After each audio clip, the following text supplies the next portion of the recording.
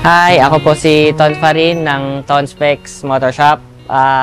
Ito po yung Aerox ko na Yamaha na circuit concept build. Ang mga pinalitan ko dito, unang-una, yung mags na X1R, standard size. Tapos, syempre, kaya nga circuit concept build, nilagyan ko rin siya ng Pirelli Diablo na race tire. And then, sa calipers, ginamit ko Racing Boy. Sa disc plate, big disc naman siya na Asia. Suspension, syempre, ang ginamit ko, JVT na with T-post, yung malaki, 33mm.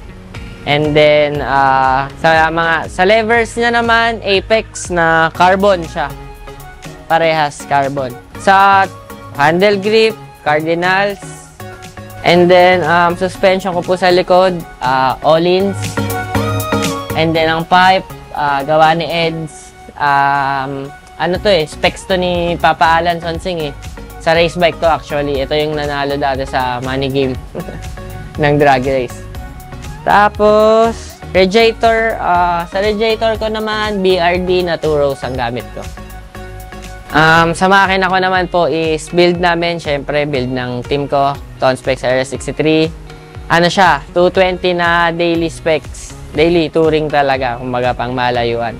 220cc siya na JBT plus 6 na crankshaft, 66 na bore, JBT rin.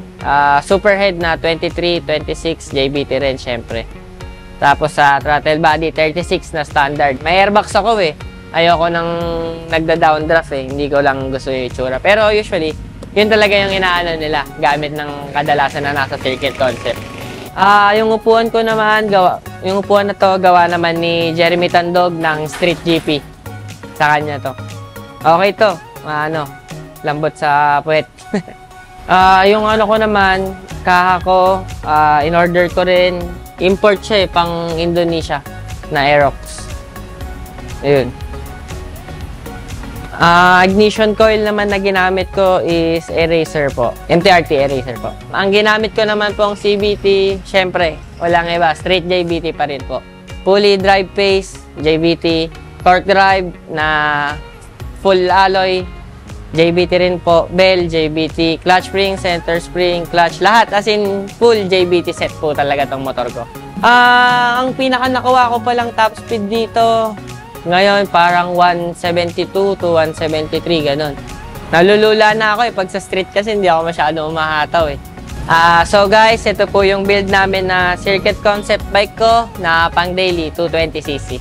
Once again, ako po si Ton Farin ng Ton Specs Motor Shop para sa All About Wheels Manila.